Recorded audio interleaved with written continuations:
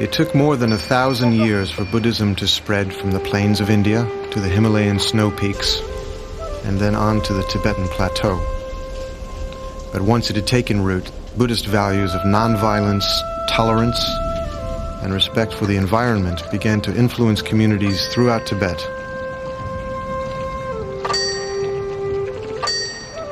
In Bhutan, high on the rock face of a mountain, there is a cave known as the Tiger's Nest. In the 9th century, Padmasambhava, the founder of Tibetan Buddhism, meditated there. For those that undertake the strenuous climb up to it, the journey symbolizes a path to a pure land, the ultimate goal being enlightenment.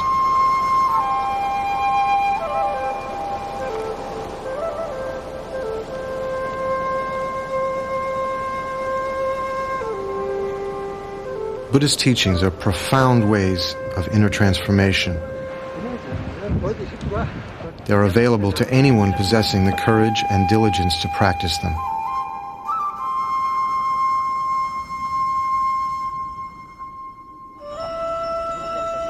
At the center of this world is the Lama, or spiritual teacher, a living example of enlightenment.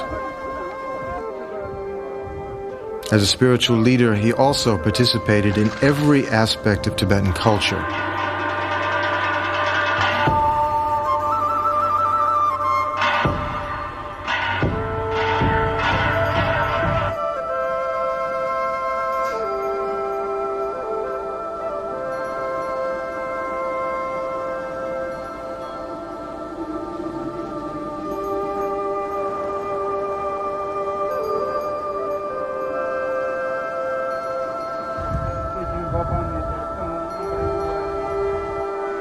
The Lama was capable of inspiring and guiding others to realize the unshakable awareness of their own mind. One such teacher was Khyentse Rinpoche.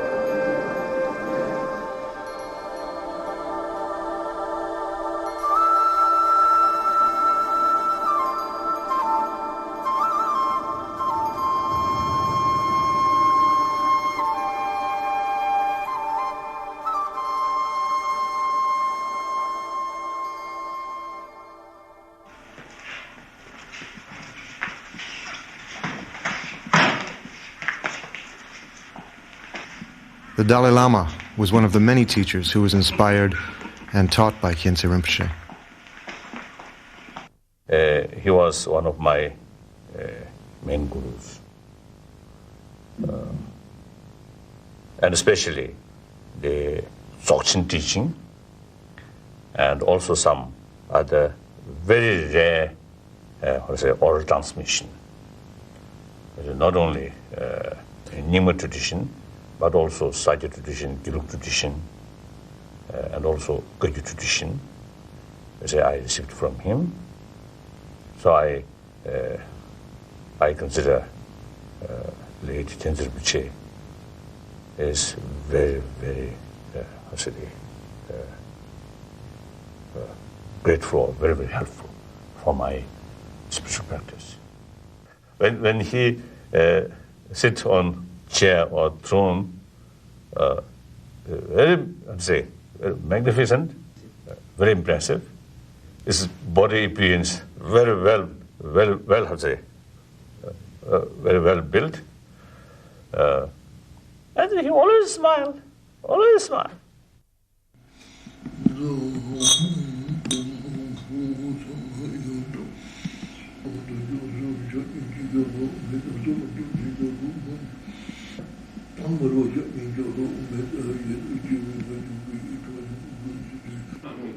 The Dalai Lama requests teachings from Khyentse Rinpoche, making a symbolic offering of precious stones as a symbol of the whole universe.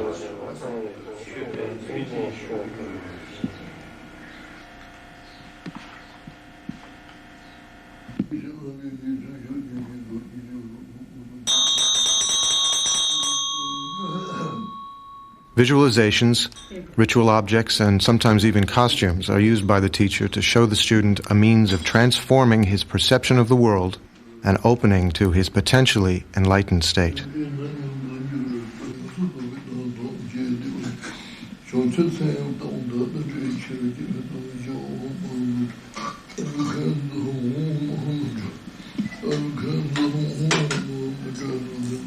At the end of this 3-day empowerment, the roles are reversed, and as a sign of humility, Khyentse Rinpoche requests the Dalai Lama to bless him.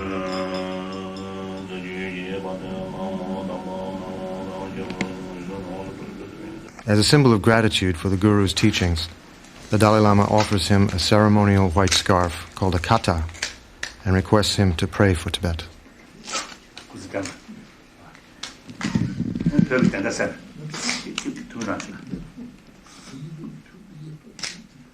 And you say, according to my own experience, of course, you say, as a result of meeting these great masters, you say, my spiritual development, for my spiritual development, a great benefit.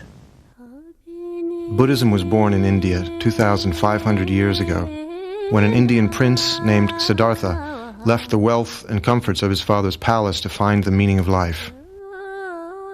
After many years of meditation, he realized the ultimate nature of reality and became known as the Buddha, or the Awakened One.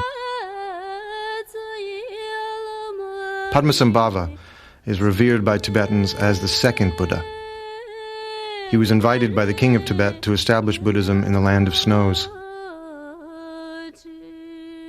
His extraordinary power overcame all resistance, both human and supernatural, that he encountered on his journey to bring Buddhism to Tibet.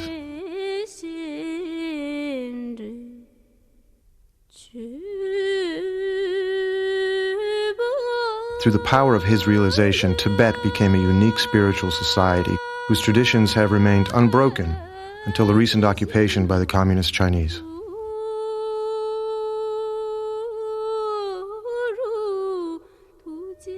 Ironically, these tragic events were the catalyst for Tibetan teachers to bring their wisdom and experience to the rest of the world.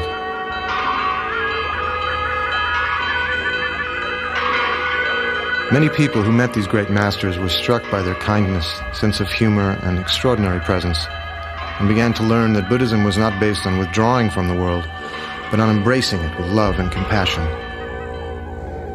That lasting happiness can only come from inner peace.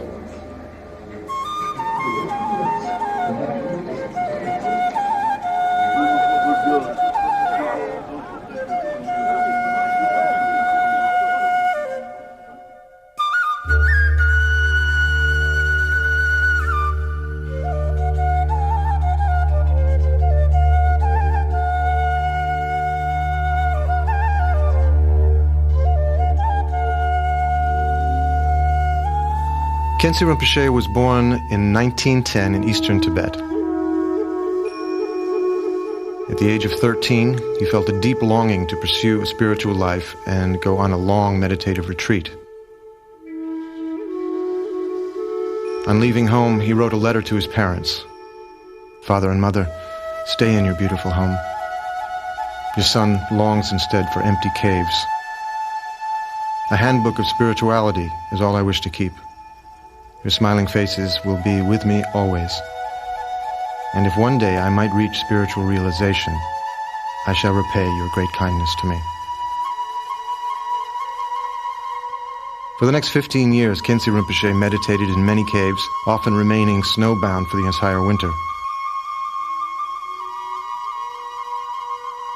Of his main teacher, Session Gyaltsap, he said, "I was overwhelmed by the splendor of his expression when he would gaze at me and ask, 'What is the nature of mind?' I felt that he was exactly the same as the Buddha, and I began to understand how to meditate." After many years of studying with his second teacher, Khyentse Chökyi Lodro, he told him that he wished to spend the rest of his life in solitary retreat. But his teacher was adamant. "The time has come for you to give others the precious teachings you have received." His first major teaching was given to 2,000 yogis in the province of Amdo, lasting for over 6 months. From then on, until the end of his life, Khyentse Rinpoche never stopped teaching.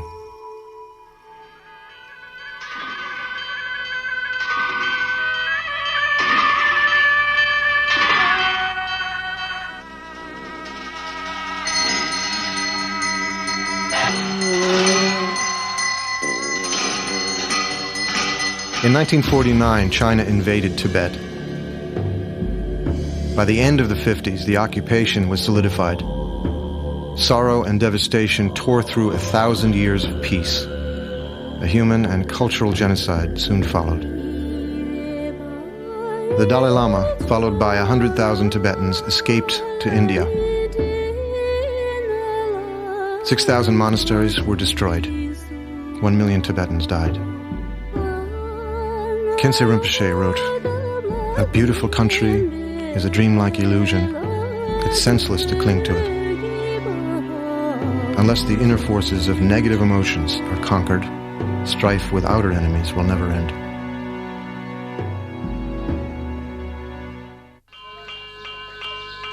Fleeing from the invasion of his country, Khyentse Rinpoche was invited to take refuge in the kingdom of Bhutan. This mountain kingdom has remained unconquered and independent ever since Buddhism was first introduced.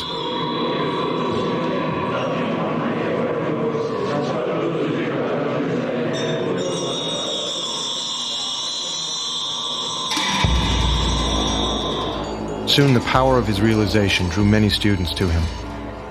As the years passed, he became the foremost teacher in Bhutan, revered by all, from the king and queen mother to the humblest farmer.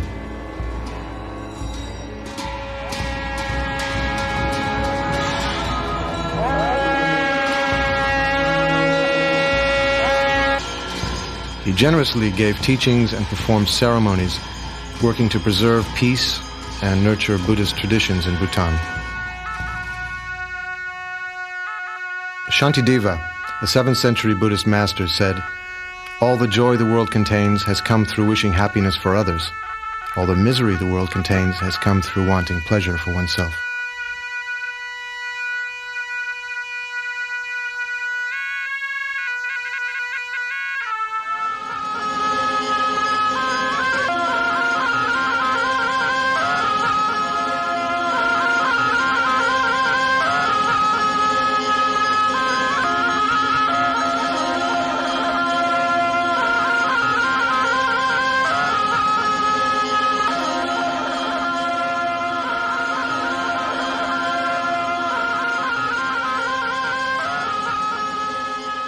Khyentse Rinpoche's compassionate activities embraced not only the kingdom of Bhutan, but also Nepal, Sikkim, and India, and later extended to Europe and North America. It was near the great stupa of Bodhnath in Nepal that Khyentse Rinpoche decided to build a large monastery, similar to the Sechen monastery that had been destroyed in Tibet. It took over 12 years to build. The site was consecrated in a ceremony attended by many young lamas. Even before the monastery was finished, it was part of the community's spiritual life.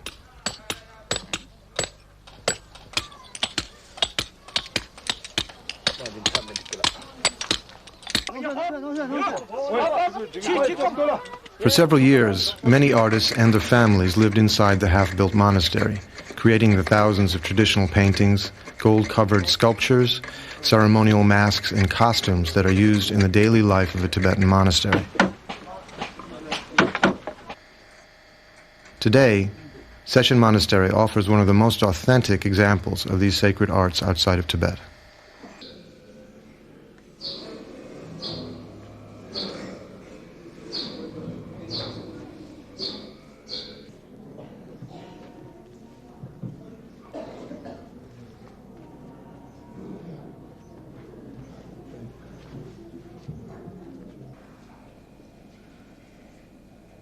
Khyentse Rinpoche's day began at 4 in the morning with meditation and prayers, which would last until 9 o'clock. Then people would arrive to receive his teachings and blessings. It seemed that he was living many lives at the same time, whether writing one of his 25 volumes of commentaries, being in retreat, teaching scriptures, building monasteries, or providing for the spiritual needs of whoever appeared before him. His life was an endless offering to others.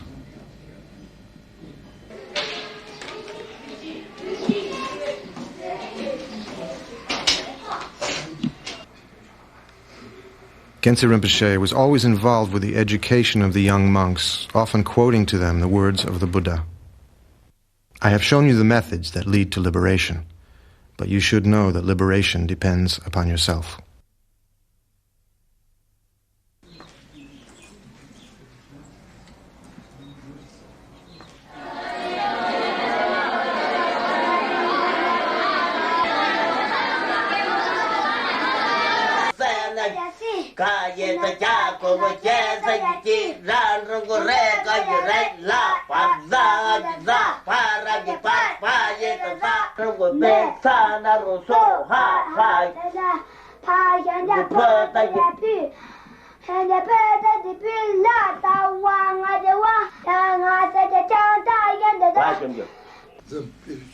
As if reading from an unseen book, Khyentse Rinpoche would teach effortlessly without pause or hesitation. He taught in every free moment of the day until late at night, responding to all requests for spiritual guidance.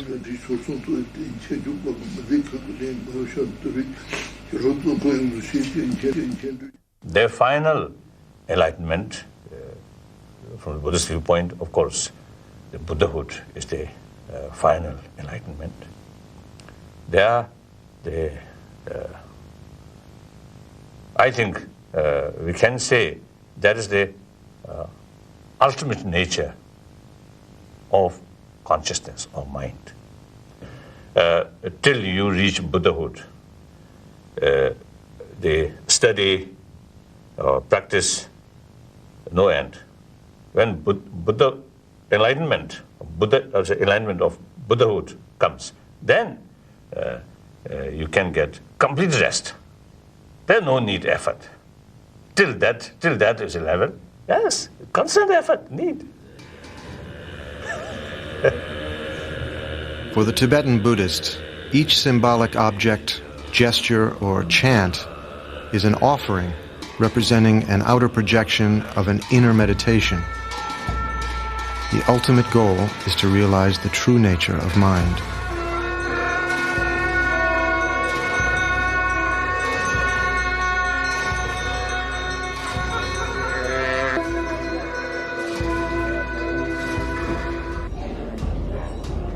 At the end of 9 days and nights of uninterrupted meditation, the participants in this ritual each hold a lamp symbolizing the light of wisdom.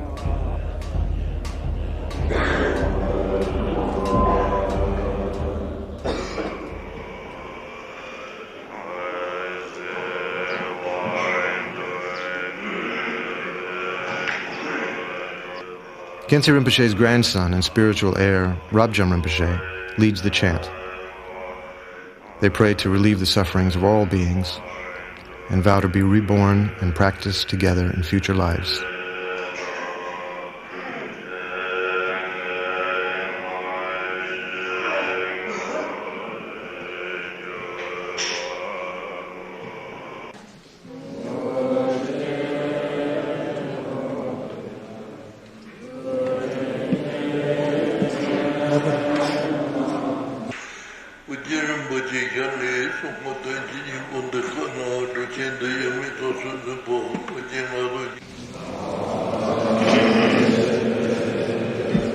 Every object in the ritual has an inner meaning. This 5-petaled crown symbolizes the transformation of 5 harmful emotions: hatred, greed, ignorance, pride, and jealousy into wisdom. In the fire ritual, the flames symbolize the wisdom that burns away ignorance and self-centered emotions. At the end of a large ceremony, the intricately created sand mandala is swept up and scattered into a river, a reminder of the impermanent nature of everything.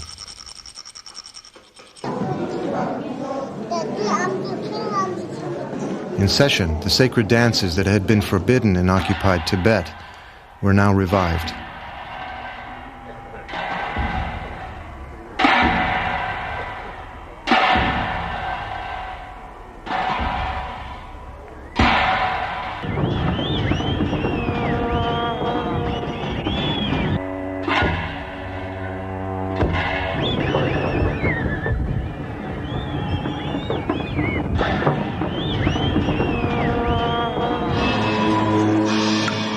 During a 2-day annual festival, the monks share with the entire lay community their inner spiritual experiences through these sacred dances.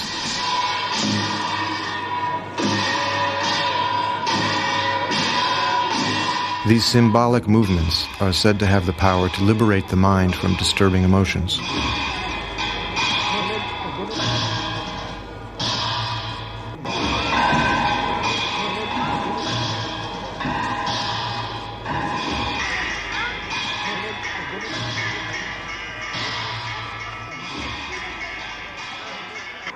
Every year, Khyentse Rinpoche, Rabjam Rinpoche, and his disciples would gather in India under the tree where the Buddha received enlightenment and offer prayers for world peace.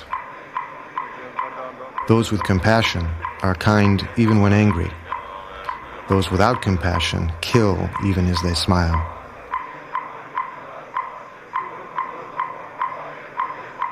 By offering thousands of devotions a day, these monks pray to take upon themselves the sufferings of all beings and to send them happiness in return. All over the Himalayas, prayers are carried by the wind that blows over flags and by water turning prayer wheels.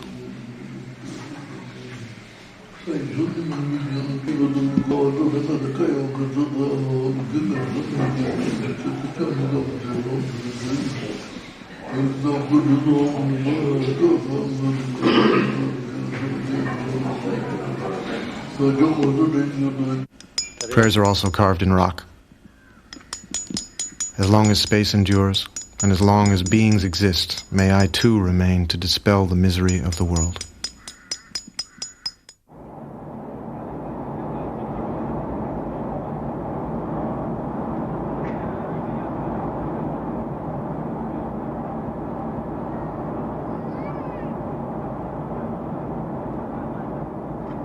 In 1985, after sealing the borders for decades, the Chinese allowed a few Tibetans to briefly visit their homeland.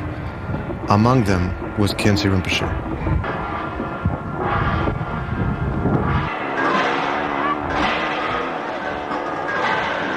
For Tibet, the return of this great master after 30 years of exile was like a bright sunrise after a long night of darkness. The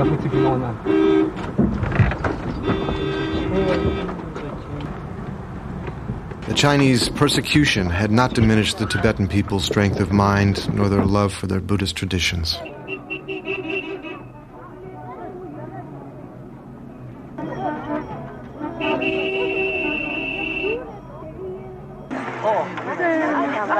The news of his arrival spread like wildfire. Crowds gathered to see his face and request his blessings. Despite his old age, Khyentse Rinpoche visited every monastery that invited him.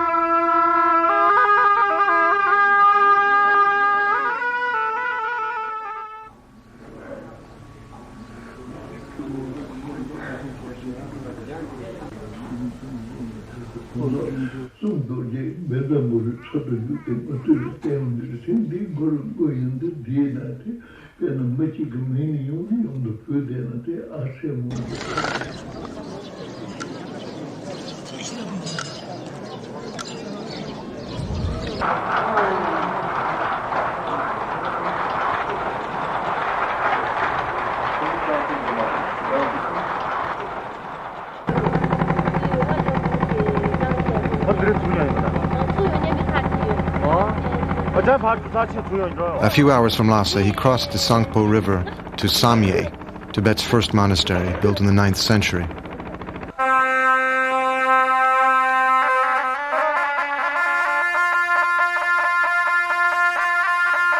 Beholding the Chinese destruction of the beloved monastery, he vowed to restore it to its former splendor.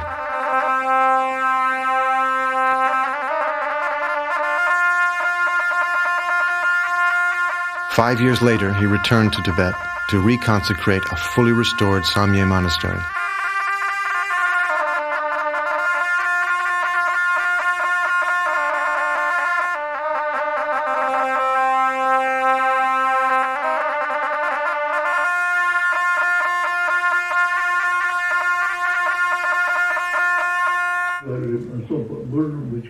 Wherever Khyentse Rinpoche went, the entire village would be waiting to see him and listen to his advice.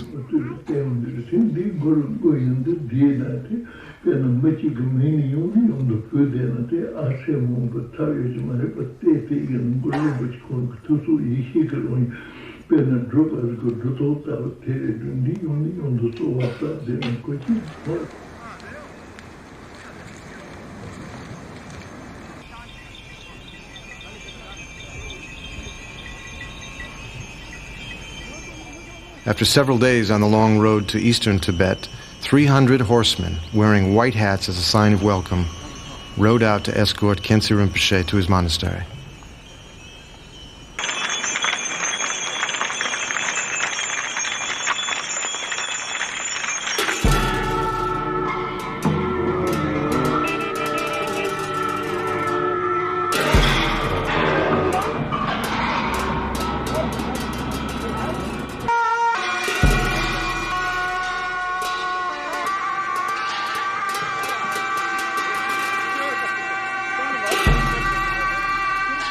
A traditional procession had formed to greet him at Derge and show him the only printing press in Tibet that was not destroyed during the Chinese Cultural Revolution.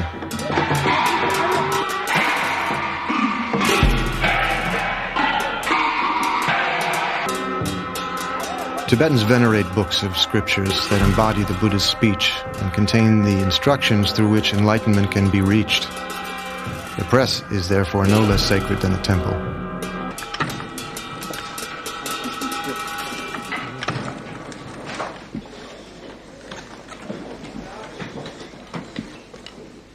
The 200,000 hand-carved wood blocks of scriptures stored at the press are once again being used to print copies of the texts.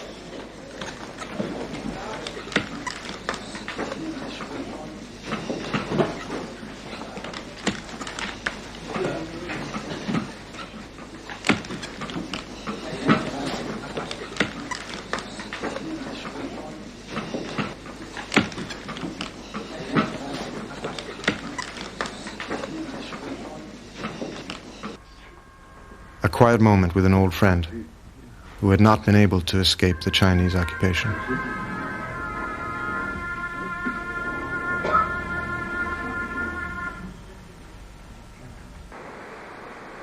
Special celebrations welcome the great master. It is here at Session that Khyentse Rinpoche met his own teacher and received his first essential instructions.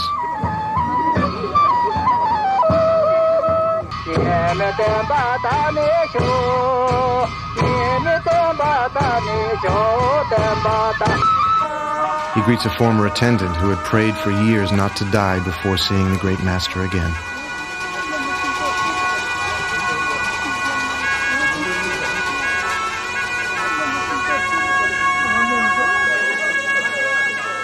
The years of horrendous suffering have not diminished the Tibetan people's capacity for joy.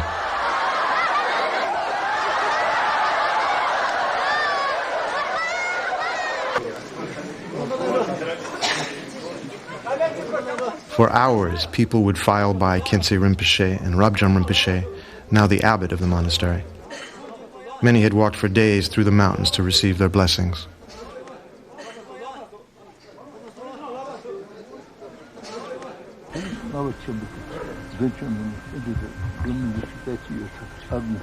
Precious relics and other sacred objects hidden from the Chinese at great risk are brought out for the first time.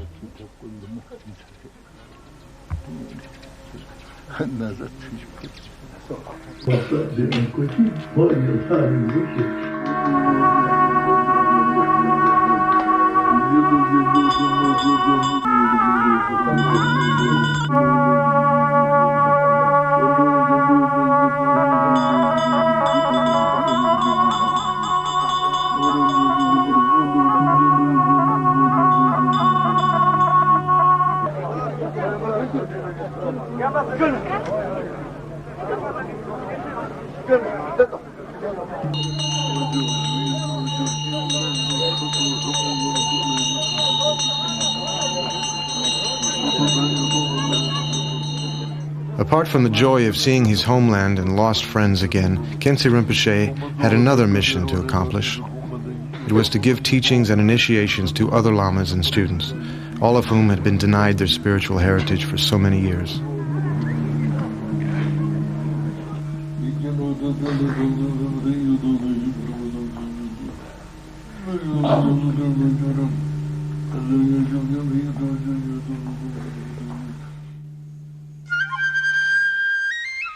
The wide-open expanse of spiritual realization, the true condition of mind, is like the sky, like space, without center, without edge, without goal, dissolving into the expanse of emptiness that has no limits and no boundary.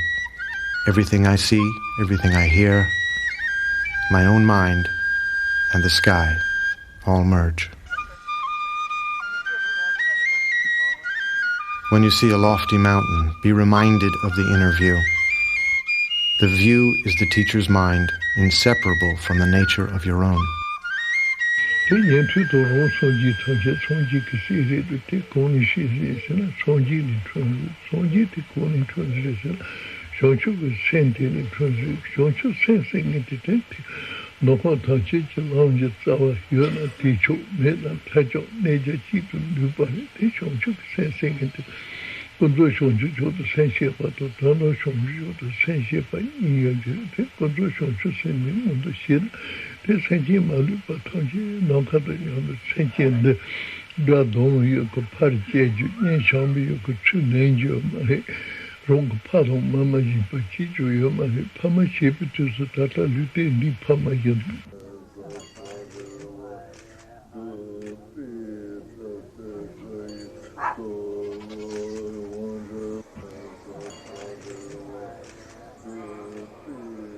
Khyentse Rinpoche had numerous visions of spiritual treasures.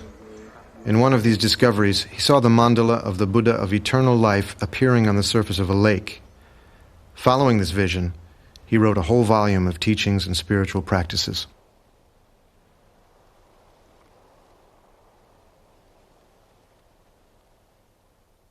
From the Buddhist viewpoint, the real blessing must come from within. So we are our own master. So even Buddha himself is made very clear. He should consider as a teacher, not a real protector. The real protector is Dharma. It's like medicine.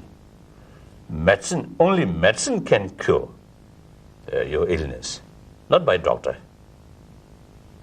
Doctor prescribed the medicine and give you advice, what should do, what should avoid, what should do. Then if you follow the doctor's advice and take the medicine regularly, then illness will disappear.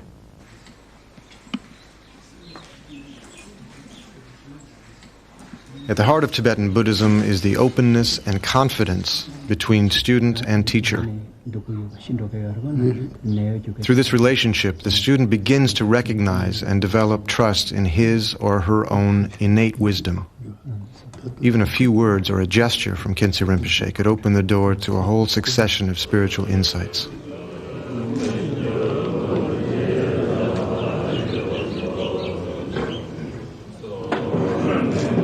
Rabjan Rinpoche said of his grandfather, he would reply to our questions not only as a scholar, but from the depth of his practical experience and wisdom. His main concern was to help others.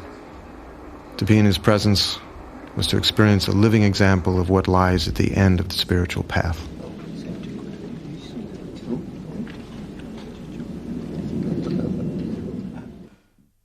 Although the teacher appears to us in ordinary human form, in reality, his mind is no different from the Buddha's. The only difference between the teacher and the Buddha lies in his kindness to you.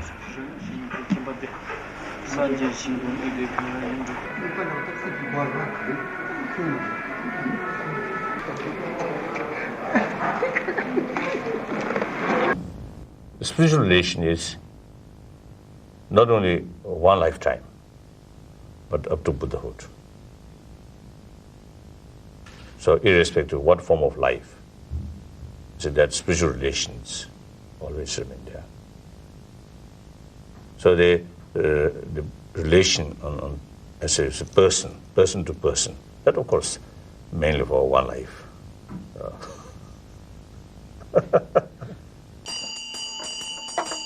Rabjam Rinpoche is the incarnation of one of Khyentse Rinpoche's own teachers, so their spiritual relationship continues from life to life.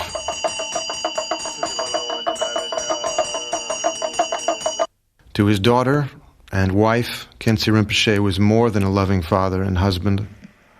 His love and compassion was the same for all beings. As he wrote, "Spending your time with true spiritual friends will fill you with love for all beings and help you to see how negative attachments and hatred are. Being with such friends and following their example will naturally imbue you with their good qualities, just as all the birds flying around a golden mountain are bathed in its golden radiance."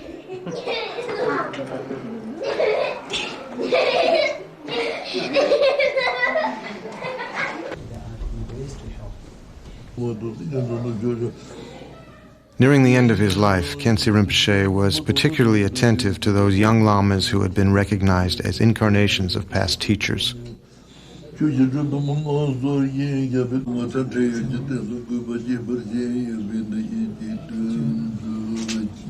Now each one will pass on the living lineage to yet another generation, like a flame spreading from one candle to many others.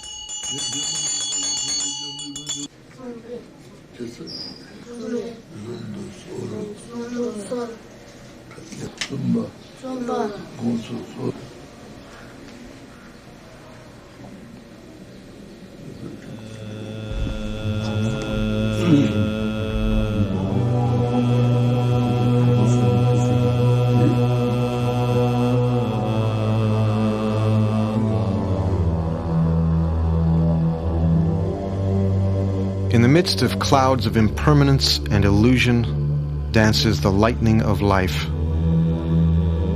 Can you say you won't die tomorrow?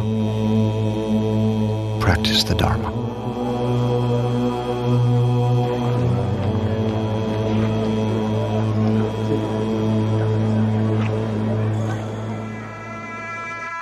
After a short illness, Khyentse Rinpoche died in Bhutan in 1991. 60,000 people, nearly 1/10 of the population of the whole country, gathered together for his cremation.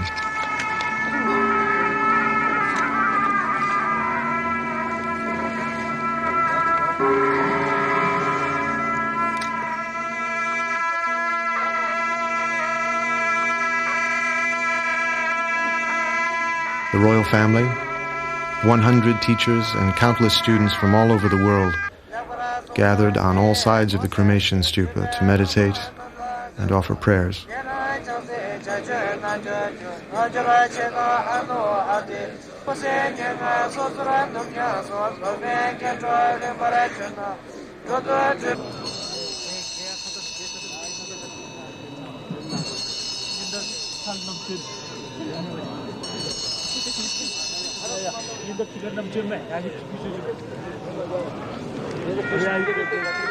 While his physical body dissolves into the flames, his wisdom, inspiration, and very presence lives on in the hearts of all who met him.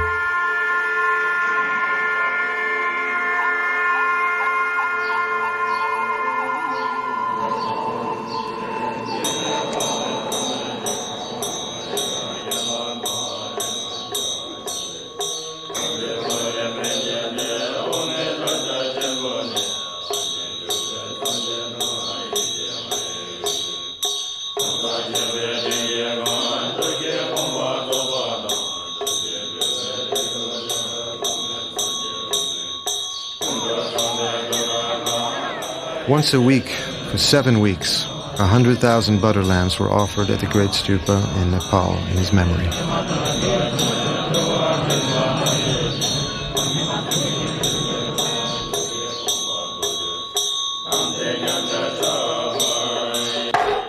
Khyentse Rinpoche and also my late other teachers, the physical as a human form no longer there, We may find there are reincarnations somewhere, but to me, more important thing is their spiritual energy. So of course that reincarnation also is very important, but more important is the spiritual energy. They're always there.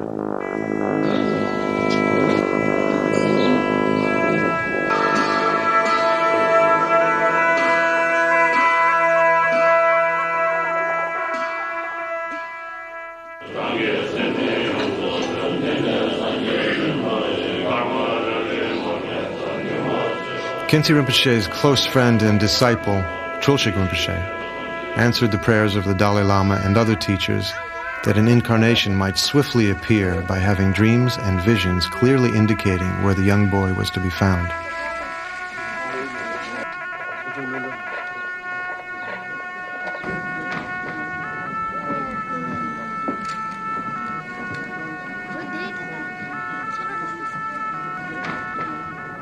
So I have full conviction that this young, active boy is true the reincarnation of Lady Khyentse Rinpoche. Reincarnation for spiritual masters is due to taking a vow to have continuous rebirth to help others on their journey to enlightenment.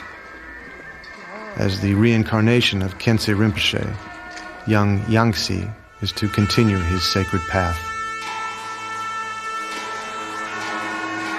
In the hills of eastern Nepal, in a sacred cave, Trulshik Rinpoche performed a ceremony for the young Khyentse Rinpoche's long life and for his future activities in the benefit of others.